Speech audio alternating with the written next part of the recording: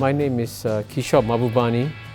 I'm a professor in the practice of public policy at the National University of Singapore.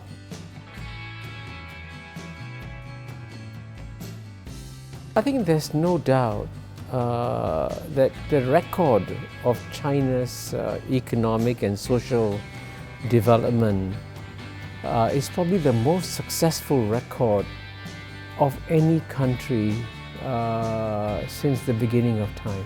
I think no country has succeeded in improving the standard of living of its people. No country has succeeded in removing poverty as quickly and as effectively China has done so over the past 40 years. It's quite a remarkable story. The success story of China has been very important for the world in many ways. Firstly, as you know, China provides almost 1/5 of the world's population.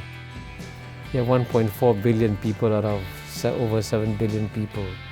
So if 1.4 billion people do very well, a large part of humanity is doing very well. Secondly, I think China's success has also been good for the rest of the world because there are spillover effects of China's development. China's growth has also led to other countries benefiting from China's growth, and ASEAN, for example, has benefited significantly from China's growth. But equally importantly, China's success has inspired other countries and made them feel, hey, if China can eradicate so much poverty, why can't we do the same? And the fact that many countries, say from Africa and Asia, are coming to learn from China, that's a very good thing, because it is good for the world to have a spectacular success story to inspire the rest of the world. And that's what China has been doing over the last 40 years since the 4 Modernizations program was launched.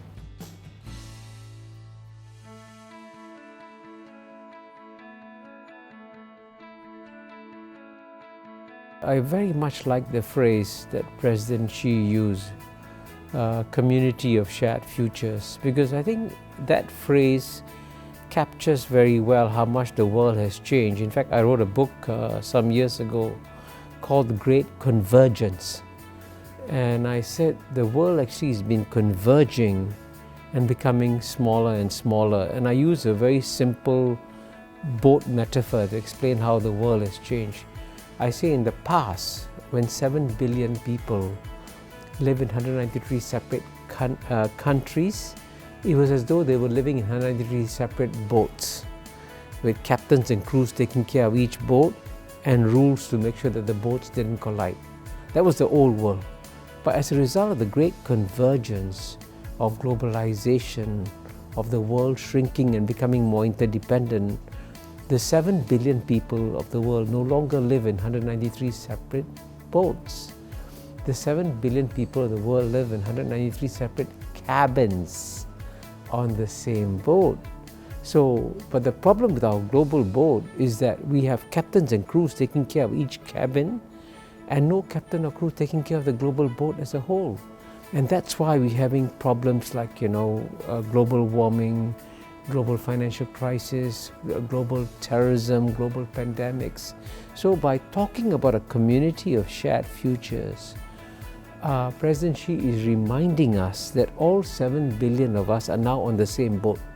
So we shouldn't just be taking care of our cabin, we should be taking care of the boat as a whole. So because if the boat sinks, when you have a shared future, we all sink. And that's why I like very much the phrase community of shared future. I'm very glad that President Xi has declared that even while China is still a developing country, it is actually going out and trying to launch initiatives to help other countries grow and develop. Actually, I'm a strong believer in the Belt and Road Initiative, because we are becoming a smaller and smaller interdependent world. And as a result of that, we have to find ways and means of working with each other more and more. And I think the Belt and Road Initiative is clearly doing that, clearly designed to bring people together. I think the Asian Infrastructure Investment Bank was a wonderful positive initiative, that Singapore joined enthusiastically. And I think the Belt and Road Initiative is also something that's also very positive that China is doing. And I think it's very important for China to show that unlike the United States, which is behaving unfortunately now more and more unilaterally, you can actually tell the world that as the United States becomes progressively more and more unilateral, China will become progressively more and more multilateral. And the world will welcome that and work with China for that.